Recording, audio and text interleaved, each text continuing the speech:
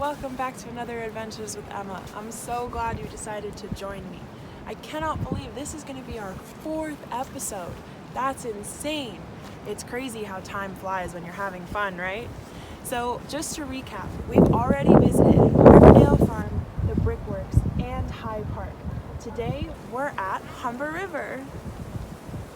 As always, I'm going to do a land acknowledgement. Land acknowledgement provides a simple yet powerful way of recognizing histories that reach beyond colonization and the establishment of the Canadian state. Where we are standing is located within the traditional and treaty lands of the Mississaugas of the Credit, known as the Adobe-Goak and the Place of the Elders in Michi-Saugog language. The region is uniquely situated along the Humber River watershed, which historically provided an integral connection for the Anishinaabeg, the Haudenosaunee, and the Wendat peoples between the Ontario Lakeshore and the Lake Simcoe/Georgian Bay regions. Now home to people of numerous nations, Adobe-Goak continues to provide a vital source of interconnection for all. It's fun fact time. So our first fun fact is that actually you can take canoe trips on the Humber River. Do you know what a canoe is? A canoe is like a mini boat. You can fit 2 people inside, but don't stand up too quickly because you might fall in. And then you'll have to swim in the river and it might be cold. So maybe not a bad time during the summer, but right now I would freeze. Another cool fact about canoes is that canoes were developed by the indigenous people in North America a very long time ago. In fact, it took thousands of years for the canoe to evolve into the important vessel it is today. The word canoe comes from the word kinu, which was a dugout log used as transportation. So that means that people used to travel mainly by river. If you are only going somewhere close, that would be super fast. But imagine going somewhere super far, that would take so long. You probably have a better chance on the highway. The Humber River normally has canoe tours that you and your family or caregiver can go and participate in. But because of COVID, they don't have them in person this year. But if you want to take a virtual river tour, you can. You just have to visit the Humber River website and they'll take you on virtual tours. Before we continue, I just want to mention there's tons of seating all around this trail. So if you come to this point, there's benches, there's just tons of rocks you can sit on as you saw before, and there's also just a bunch of green space that you can come and sit and play around if you want.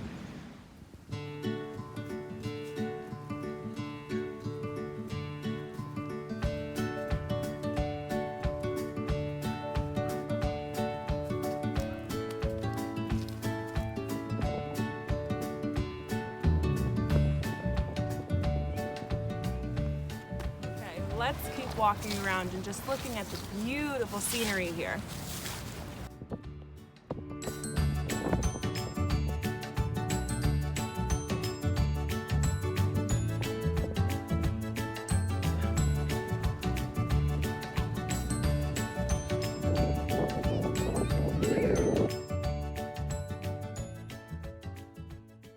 All right, we've walked for a few minutes and I'm ready to tell you about another fun fact.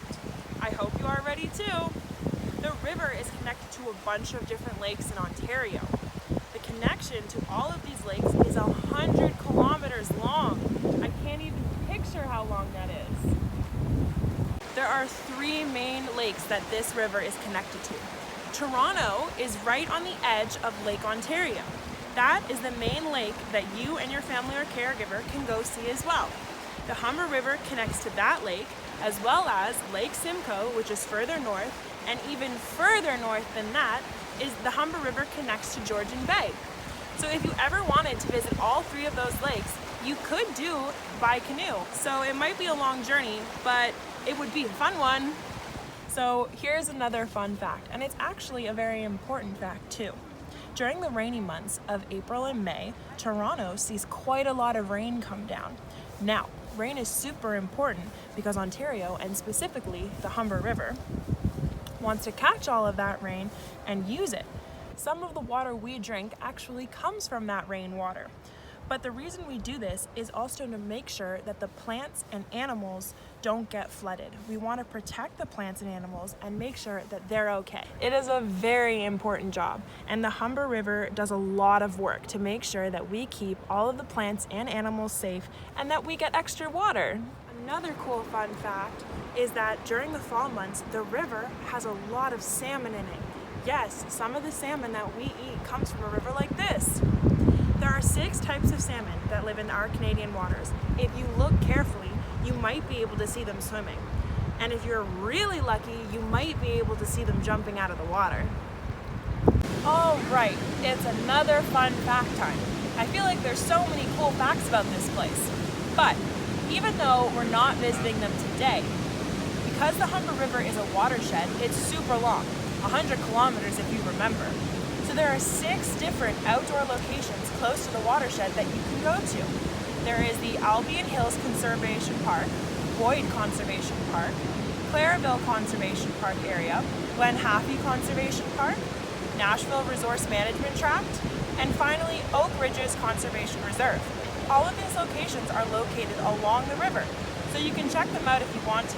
But most of these places are outside of Toronto. But still, some cool places to visit and connect to the watershed of the Humber River.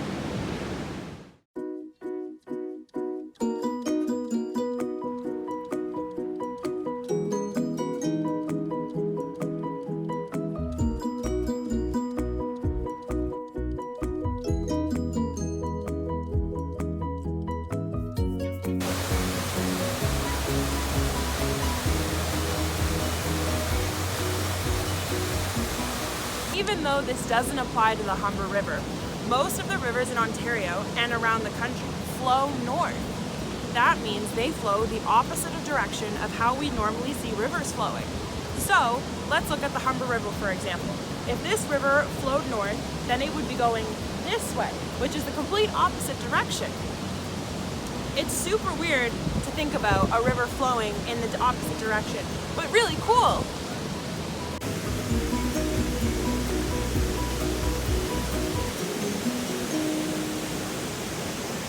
Today we've been looking around for birds, but unfortunately we haven't seen any. But if you do come to this location, there are 3 birds you can look for. You can look for the great blue heron, you can look for the cedar waxwing, and you can look for the blue jay.